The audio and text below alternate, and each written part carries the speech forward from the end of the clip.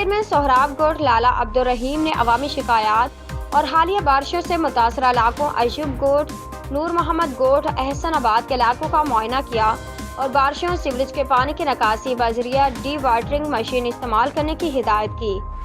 اس دوران چیئرمین نے احسن آباد چوک کو خوبصورت اور رنگین چوک میں بدلنے، 54 انچ فراہمی آب کے مین لائن میں رکاوٹوں کو دور کرنے، سڑکوں کی تعمیر میں جہاں پانی کا رساؤ ہے اس کی نشاندہی کر کے ادارہ فراہمی آب و نکاسی کو ان کے مرمت کرنے، وہاں پیور بلاکس استعمال کرنے اور سڑک میں اس طرح ڈھلان بنانے کی ہدایت کی